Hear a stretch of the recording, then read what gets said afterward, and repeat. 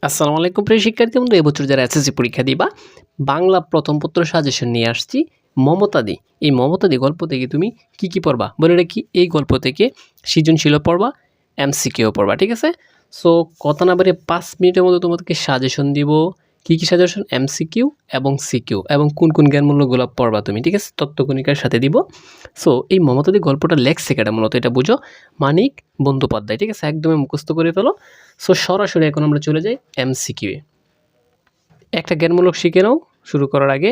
অনাড়ম্বর শব্দের অর্থ কি? এটা 100 বার আসছে, এবছর আসতে পারে, ঠিক আছে? এটা হচ্ছে জাঁকজমকহীন। জাঁকজমকহীন একদম মুখস্থ করে ফেলো। অনাড়ম্বর শব্দের অর্থ হচ্ছে জাঁকজমকহীন।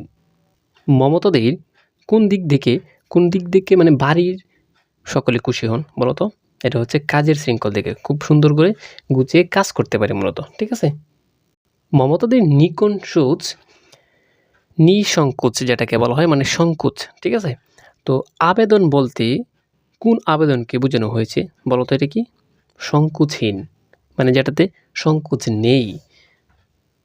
যিনি গল্পের কতক তাকে বলা হয় গল্পকথক। মমতাদের বাড়িতে গিয়ে তাকে কেমন অবস্থা দেখতে পেল? কর্মব্যস্ত। সে সবসময় কি কাজে ব্যস্ত থাকে। দৈন্য যদি আসুক, মানে দৈন্য মানে কি? দীনতা, অর্থাৎ দরিদ্র যদি আসুক। লজ্জা কিবা মানে কিতা, ঠিক আছে?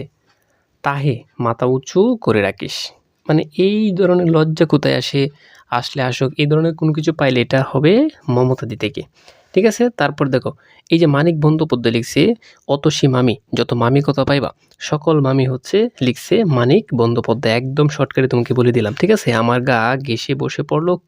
কে বসে পড়লো এখানে? মমতাদি।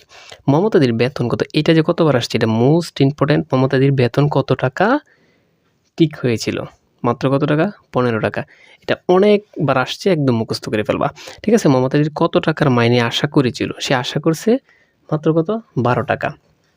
তারপর দেখো, মাইনে এই যে 15 টাকা শুনে মমতাদির দু চোখে জল এলো কেন? মূলত কৃতজ্ঞতায়, মানে ওইটাই তার কাছে বেশি হয়ে গেছে। মেঘ না চাইতেই জল, যখন সে ভাবছিল যে 12 টাকা আমাকে বেতন দিবে, যখন 15 টাকা বলল তখন সে বলছে, মানে মনে মনে ভাবতেছিল যে মেঘ না চাইতেই জল, ঠিক আছে? এটা মূলত কোথায় থেকে আর কোন চরিত্র? মমতাদির।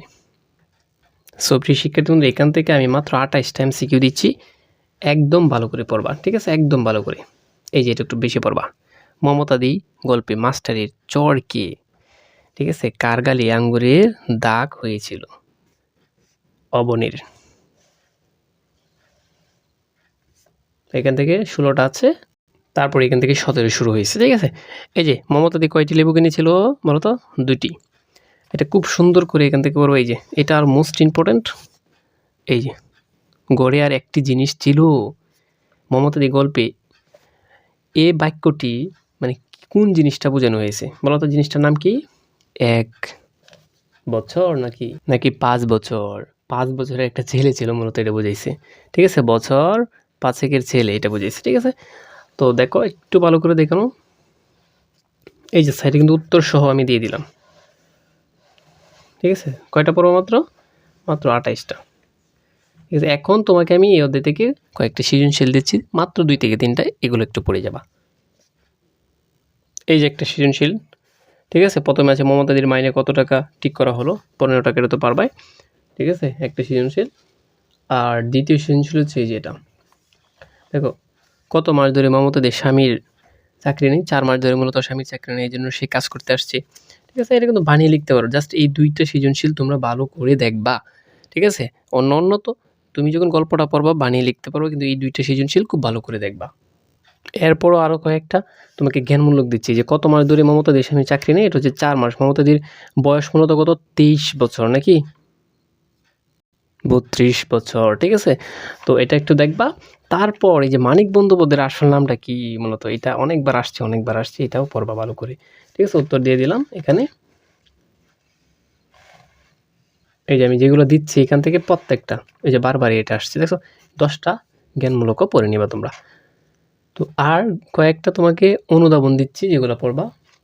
2টা অনুধাবন দিচ্ছি, এই 2টা অনুধাবন খুব ভালো করে পড়বা, ঠিক আছে? সে যেন ছায়াময়ী মানবী, কথাটি বুঝিয়ে লেখো। এই যে উত্তর সহ আছে, এটা পড়বা। আর হচ্ছে কারো কাছে যা পাই না তুমি তো দেবে কেন? তুমি তা দেবে মানে তুমি কেন দিবে? অন্যদের কাছে যা আমি না পাই তুমি কেন দিতেছো এটা? কথাটি মমতাজ কেন বলেছিলেন, জাস্ট এটা পড়বা। এই 2টা অনুধাবন ভালো করে পড়বা। ঠিক আছে? দেখা হবে তোমাদের সাথে অন্য ভিডিওতে। আরেকটা কথা বলে রাখি, তত্ত্বকণিকাগুলো একটা স্ক্রিনশট দিয়ে রাখতে পারো। আমি প্রত্যেকটা অধ্যায় থেকে কিছু তত্ত্বকণিকা দিই, এখান থেকে এমসিকিউ বলো, সৃজনশীল বলো, জ্ঞানমূলক বলো, সব কিছু কমন পড়তে পারে। ঠিক আছে? তত্ত্বকণিকা একটা স্ক্রিনশট দিয়ে নাও। সো দেখা হবে তোমাদের সাথে অন্য একটা লেকচারে। আর যারা এখন এই ধরনের সাজেশন পেতে চাও, প্রত্যেকটা অধ্যায়ে সুন্দর করে এভাবে সাজেশন দেওয়া আছে, দেখতে পারো। আর সাবস্ক্রাইব করে রাখতে পারো যে কোনো ধরনের সাজেশন পেতে।